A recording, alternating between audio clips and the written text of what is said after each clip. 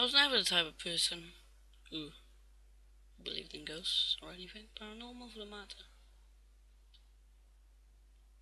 An instance such as this would have been easy for me to dismiss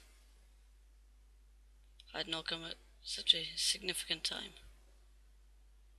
About 5 months ago, my Uncle Rob was stabbed to death by his supposedly loving wife. So love does kills. Anyway, it was a shock to my whole family when she pleaded guilty and was sent to a maximum security prison. Their 8-year-old daughter, Abigail, was sent to live with us. My cousin was always such a quiet girl, so the first night she moved in, it was kind of awkward. In fact, I don't remember her sleeping at all that night.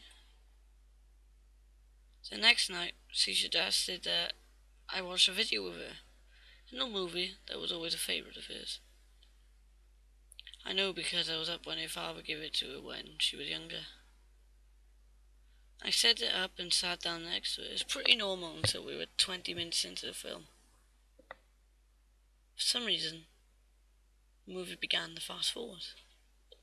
Like all on its own. None of us pressed the button. And there was an odd, static looking face that appeared every once in a while. Instinctively, I rewounded the tape so that we could actually be able to watch the entire movie. But the same thing happened again, in the exact same spot. Abigail covered the blanket over her head and started crying hysterically. She started muttering how this kept happening before. I didn't understand at the time, so I played the scene again, with the volume on higher. A scratchy male voice came on and said, "Hey girls, wanna play?" I started to shake uncontrollably because I knew what voice it was. I knew why Abigail was crying.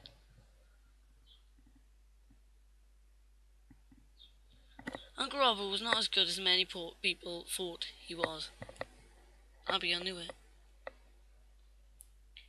He had sexually molested her as she was growing up.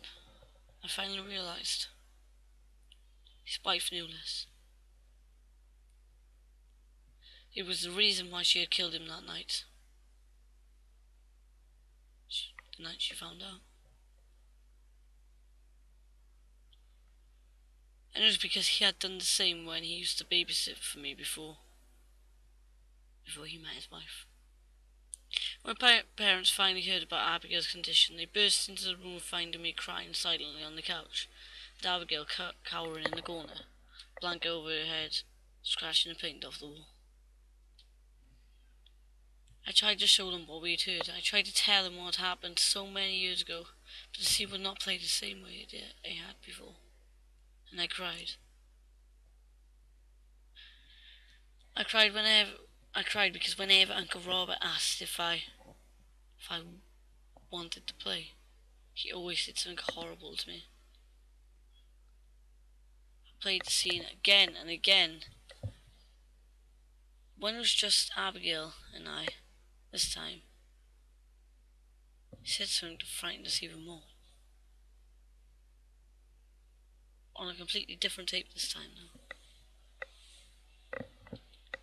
He said, "One of these days,